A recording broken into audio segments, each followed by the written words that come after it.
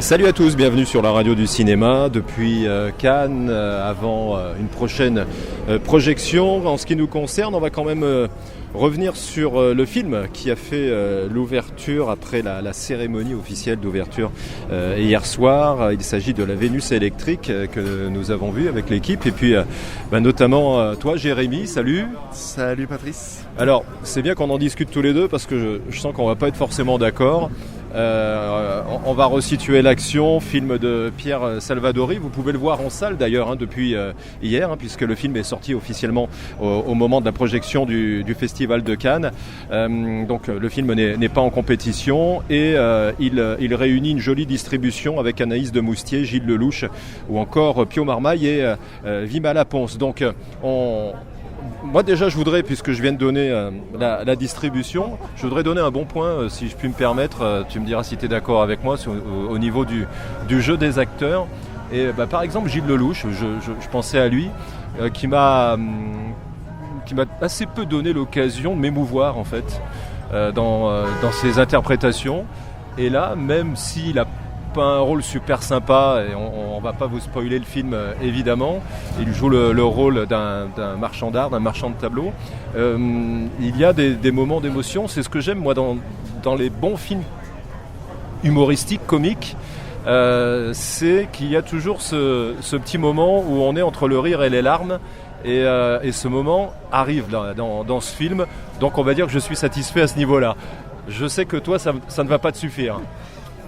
Oui, alors en ce qui concerne, je vais rebondir tout de suite sur Gilles Lelouch. J'ai trouvé qu'il était très neutre pour le coup. C'est pas du tout qu'il joue mal ou quoi que ce soit, mais justement très neutre comparé à ce qu'on a pu voir par le passé, notamment Les Petits Mouchoirs, Bac Nord, des trucs comme ça. Après, on est d'accord, c'est pas le même registre, mais je pense que même dans une comédie, on peut être intense, on peut tout donner. Et pour le coup, Anaïs de Moustier, je trouve que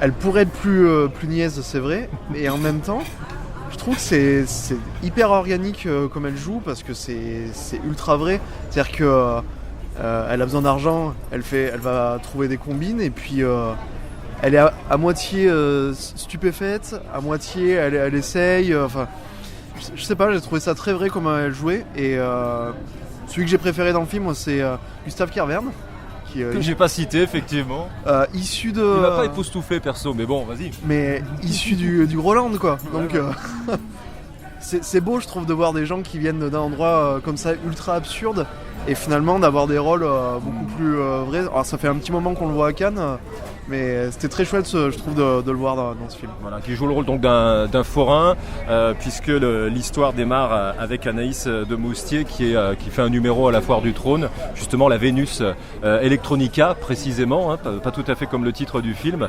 Et il y a cet univers, on est dans le Paris de la fin des années 20, et il y a cet univers de Foire du Trône de l'époque, où voilà, on montrait des monstres, on montrait des choses étonnantes pour l'époque, et l'électricité était toute nouvelle aussi pour l'époque, et elle fait ce numéro-là qui va l'emmener vers cette histoire et cette rencontre avec le personnage du peintre qui est interprété par Pio Marmaille, qui est en panne d'inspiration suite au décès de son épouse, qui est donc incarnée par Vimala Pons, le rôle d'Irène dans le film.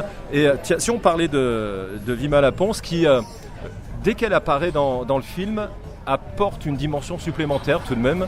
Je ne sais pas si tu as été conscient de cela. Le film bascule à ce moment-là entre le réel, l'irréel. On se demande quels sont vraiment les sentiments des uns, des autres. Tout commence à basculer finalement. On a des certitudes qui basculent dans la deuxième partie du film. Donc c'est vraiment le pilier, même si elle n'a pas le rôle principal, puisque c'est un personnage dont on apprend qu'il est mort. Là, on ne vous spoile pas du tout. C'est donc la femme du peintre qui est décédée peu de temps avant. On ne sait pas comment. On ne sait pas ce qui est arrivé. On le découvrira dans le film. Mais c'est vraiment elle qui va mener la danse finalement pour la partie la plus importante de l'intrigue. Alors oui, moi ce que j'ai aimé avec cette actrice, c'est que pour le coup, je la connaissais pas. Et que, comme on disait tout à l'heure, les autres qui sont très familiers, Eh ben, c'est difficile de peut-être faire la différence entre l'acteur et le personnage, surtout si, comme pour Gilles Lelouch, si le jeu il est assez neutre. Moi, en tout cas, j'ai d'abord vu l'acteur que je connaissais, quoi. Elle, je la connaissais pas, donc du coup, je suis beaucoup plus rentré dans ce qu'elle faisait. Et après, c'est vrai que sur tout ce qui est un peu de l'ordre du flashback ou quoi, moi, j'ai trouvé que c'était un petit peu flou. C'est peut-être fait exprès. Mais là, c'était un peu trop flou pour que ça soit fluide pour moi. Mais je pense que c'est volontaire. La frontière est ténue, justement. On ne sait plus trop quelle est la réalité. Mais d'ailleurs, c'est pas forcément celle à laquelle on pense qu'on découvre vers la fin. Pio Marmaille, quand même, quelques mots, qu'on retrouve par moments dans un registre tragicomique. Et bon, moi, j'aime beaucoup ce comédien au départ. Et c'est vrai que là, il a joué cette carte, parfois même de l'absurde à certains moments du film.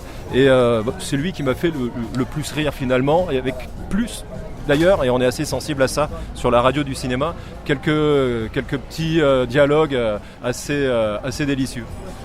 Oui, complètement. Et puis il s'essaye à quelque chose qui est pas évident au cinéma, c'est de jouer l'ivresse. Il y en a beaucoup qui essayent et que c'est souvent ridicule.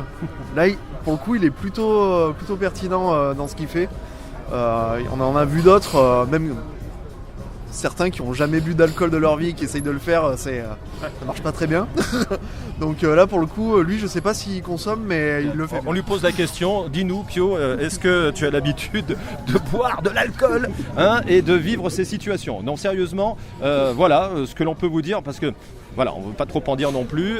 Allez voir ce film, la Vénus électrique. C'est une comédie, mais avec une dimension supplémentaire, puisqu'on parle de médium et on parle de perte d'un être cher. Enfin voilà, il y a pas mal de couches dans ce film, réalisé, je vous le rappelle, par Pierre Salvadori, avec Amandine tout de même, qui nous rejoint et qui a vu le film également hier soir. Oui, moi je voulais faire quand même un petit clin d'œil à la musique de film, et puis on se donne rendez-vous dès demain, puisque Patrice, nous allons rencontrer le compositeur Camille Baisbaz. Exactement.